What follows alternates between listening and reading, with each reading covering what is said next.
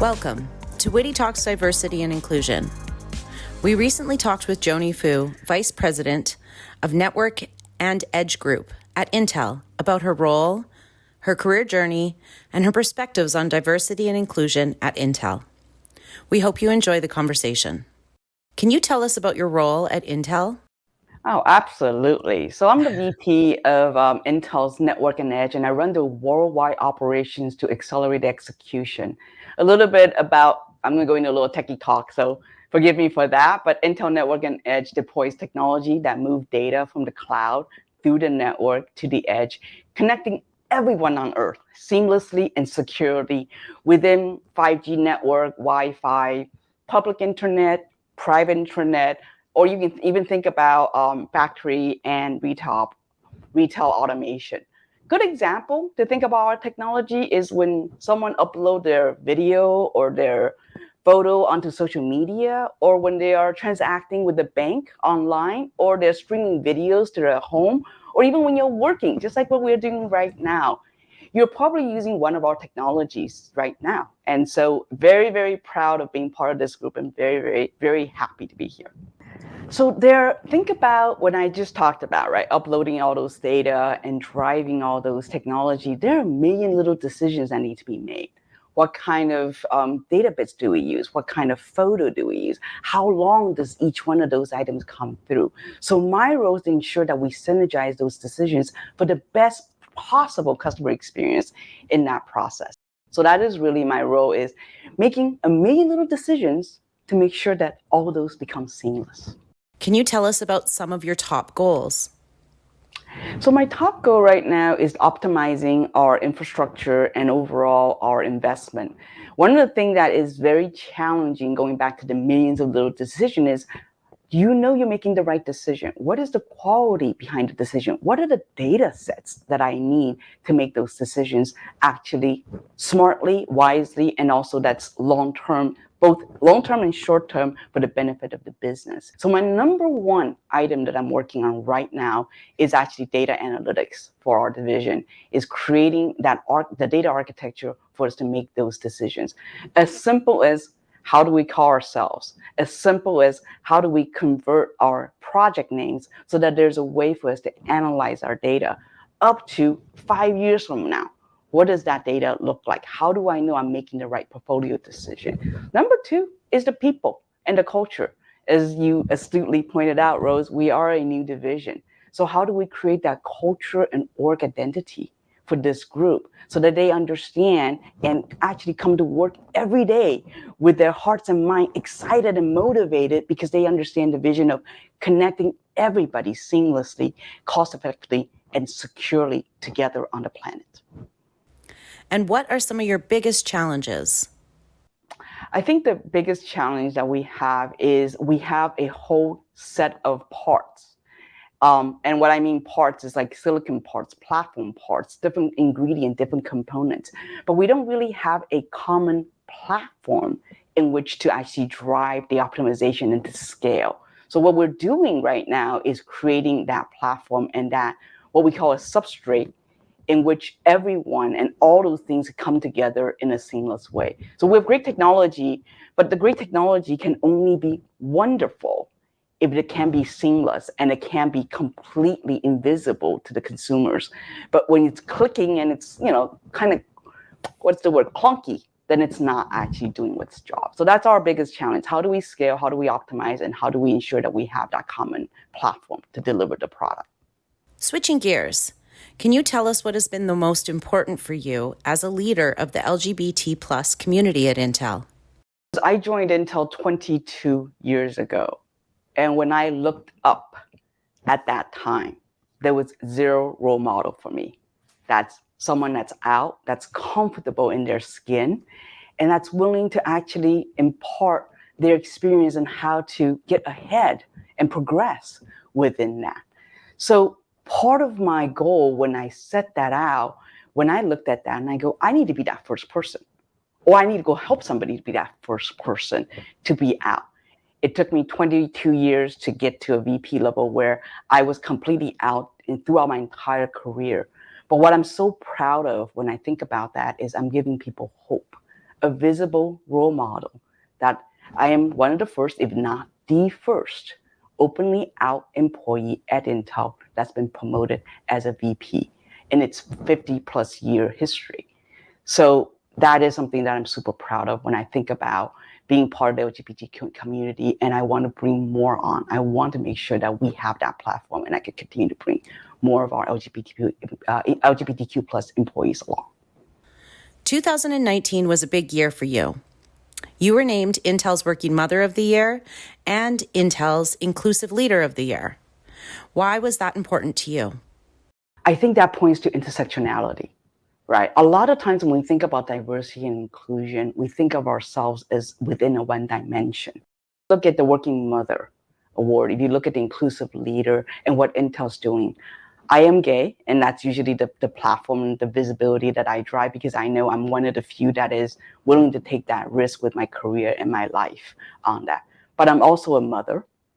I'm also a first generation immigrant. That English is my second language, and that experience is very different. I am a woman.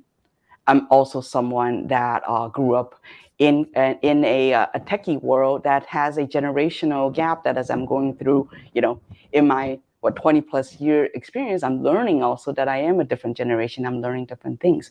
So bring that whole thing together, and that's a great question. Why? Because we need to understand that human beings, and when we talk about diversity and inclusion, it is the whole package. It cannot be separated and actually be in little compartments. It has to be together. So it is super important that when I think about being gay, being openly out, but also bring along my other identities and actually show that I can be all that, and I can be representing all those communities. While I choose that LGBT plus is my platform, it doesn't take away my other identities, right? And so that's the most important piece when I think about those other, I would say, communities I represent. How do you bridge the roles between executives at Intel and being a working mother? I will say that I am very, very fortunate that I have a partner that absolutely supports me in that. But let me give you an example of what I mean about intersectionality as well. Let me bring that theme and tear that apart a little bit, right? Because I'm in a same-sex relationship, the gender role and the conformation of this gender role actually blurs a lot. There is no such thing as you're the breadwinner and you must do housework. There's almost this negotiation that always comes between me and my partner where, yeah, I do have to balance that. So I'm very fortunate to be with Intel, where Intel is absolutely supportive of the flexibility. I would start my work around 6 a.m. in the morning, my day, but then usually I would take time off around 3 o'clock to have tea with my daughter, who's 14 years old right now, just to hear she's back from school. And I just want to know, hey, how was your day? Let's talk about it. And then we'll have dinner together. Then by 6 o'clock, I get back onto the phone with my Asia team and make sure that the Asia team is worked through, and then I'll work until 9 o'clock, right? So that balance also gives me empathy to a lot of women and working parents. Not all parents, when I say parents, I don't mean just female, but going back to the gender role question, I also met a lot of male colleagues that tells me that they enjoy the work from home, and as well as the flexibility that Intel offers. And giving that empathy to the working parents becomes super important for us to have that sense of belonging and that culture and that inclusivity. What are some ways companies can approach inclusion as a conscious practice? That's an awesome, profound question. I think authenticity and inclusion is about people, putting people first. Respect all talent and all experience. I will give a quote that our legendary, our leader, Andy Bryan, had said, and then I'll break it down into 3 tips I would give. The ingredient we start in doing these technologies are sand. Everything else is what people bring to the table. So without inclusion, without authenticity, without really respecting people, all we get is sand, really, at Intel. And so that is the beauty of the inclusive culture that Intel has, is that we're adding magic to sand to create these semiconductor technologies. So 3 tips that I would give about conscious inclusive practice. Number 1, situational leadership. Really, the sense of belonging and driving that inclusivity is about understanding other people's perspective And I'm learning that right now as well as I'm working through building my team out and really understand what people's perspective are and ask a lot of questions. I will give an example. Actually, I was talking to somebody and I accidentally used an unfortunate example of saying, oh yeah, our org split, it was like a divorce. And I thought I was really, not harmful or anything. But what I didn't realize is that amongst the team members, there was a person that's going through a tough divorce. And that was a very inappropriate example for me to use. But I was talking about divorce in terms of the mental and the physical and the psychological transition that we all have to go through when I was talking about that org split. But what I didn't realize that there was somebody that was going through a personal divorce, and that was actually absolutely not the right thing to do. And so I did have to apologize. And this is actually a tip, which is you gotta be able to reflect and learn and have an accountability buddy, right? And how did I find out? Somebody else called me on it and said, Joanie, did you know this is happening? I said, oh, I absolutely do not know that. That was a very private thing. But now I know it. I was very, very embarrassed. And I do need to go apologize. So having an accountability buddy to call things out like that is so important. But it goes back to trust too, right? That understanding of people's perspective and creating that openness that people are able to approach you and say, hey, you messed up. And I got to fess up when I mess up, right? And so that's important to have that authenticity and that humbleness to say, I made a mistake, I will learn, and I will reflect on that. But going back to that second tip that I want to talk about, and is that bias. I love the word you use, conscious, because we all have unconscious bias. And so we need to be conscious of the bias that we have, just like I just told that story about that. And so that's something that we got to work on as well. So those are the 3 tips: situational leadership, understanding people's perspective, really check your unconscious bias, and have an accountability buddy to actually learn and reflect, and being able to admit to mistakes. It's okay to have that grace. Can you talk about SelfID and what it means to Intel's culture? Yeah, so at Intel, I was talking about intersectionality. That actually falls into that particular category as well. So let me give a little background on the self-ID and the inclusion survey we've been doing. So since 2018, we've had surveys around Intel on measuring our inclusivity and really understanding the employees' experience of inclusion at Intel and what is our culture transformation looking like. And I am very, very proud to say that 90% of Intel employees have affirmed that they believe Intel is an open and safe and inclusive workplace to be. Very, very proud of that data. However, if you dig down just a tiny bit lower, you'll see that there are pockets of invisible disability community, visible disability community, LGBT plus community, as well as the veteran community, have a slightly different experience. In fact, in some of the questions, we saw a 20% drop in some of the items that people are experiencing on career progression, or do they have visible role model. So I am a proponent of self-ID, not because I'm nosy, that's not the reason, but the reason is to aggregate the data and actually fine-tuning our program and our policy and our process so that we truly improve and truly increase the sense of belonging in our workplace, so that, yes, we're happy about the 90%, but let's continuously improve and continue to go on this journey together. Do you speak at technology industry conferences on diversity and inclusion topics? Yeah, so I do. I actually speak in many, many conferences in regards to technology, and most of the extent is in regards to LGBTQ plus community. But I also intersperse some of the AI ethics in there. Think about this. Right now, facial recognition is something that everybody's working on as part of the artificial intelligence, right? But here's the question. When a person who's androgynous shows up, and the AI recognizes that person as male or female, it does change how that person's perceived. And in fact, when you think about that, right, it changes how that person is actually treated as well in the AI world.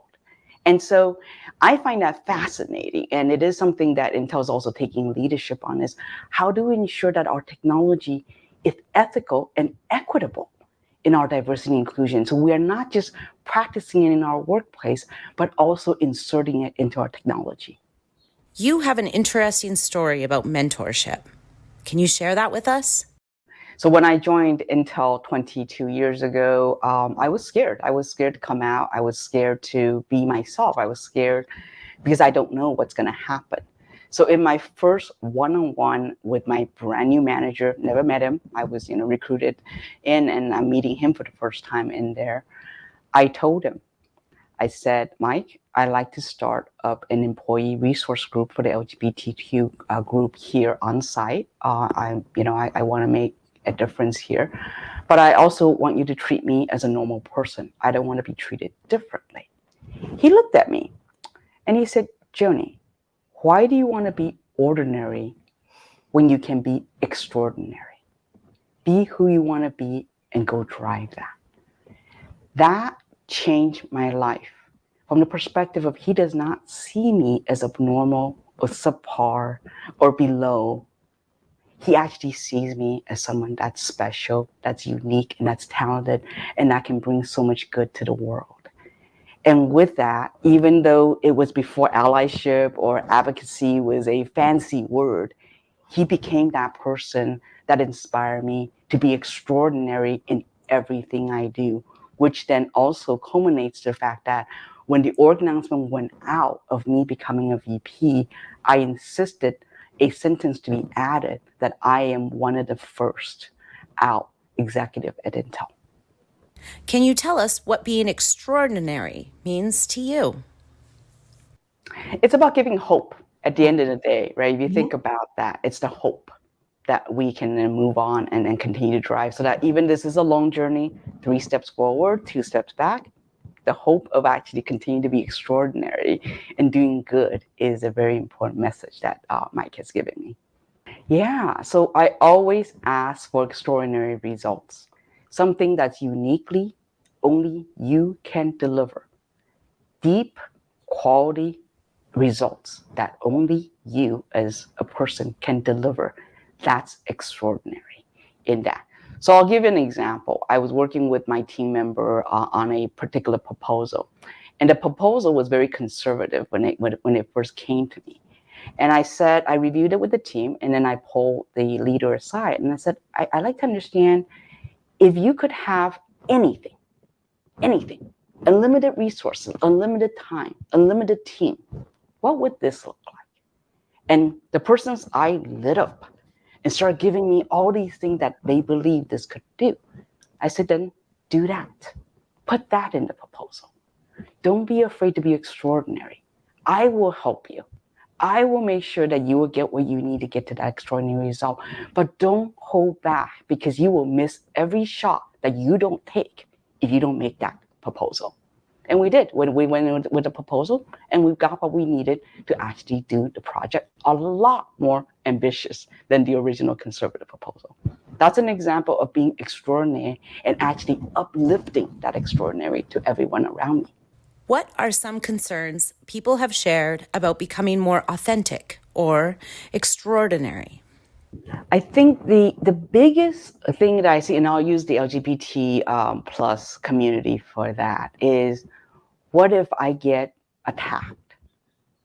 What if my progression is stalemate or stalled because I'm being authentic or when I'm trying to be extraordinary, right? And that is a very big fear, right? The fear of failure, the fear of risk. And when we ask people to do self-ID, we are asking them to give a piece of themselves into the system. If you think about that, if I use that analogy, they're giving a piece of their soul to the system to help us drive that bigger goal. So it is a very big mindset change, and it is a personal risk that people have to weigh in on it. I don't apply pressure, Rose, but I do want to make sure that when I speak with people about being extraordinary, as you astutely just mentioned, it's about the small steps and the big steps. Can't have extraordinary results if you don't take the little steps along the way with that. But that fear of failure and that risk taking that we're asking people to do is a very, very big challenge. But I firmly believe the goodness of self-ID and the goodness of fine-tuning, because when we stand up and be counted, when we are firmly standing together, that's when good things happen. Any final thoughts you want to leave with our audience? I just want to let the listeners know out there that paying it forward is the most important concept and principle in all of the diversity and inclusion within the women community, within the LGBTQ community, within this entire intersectionality. When we consider that we're all standing on top of the shoulders of giants before us, it is so important that we continue to pay it forward. Thank you.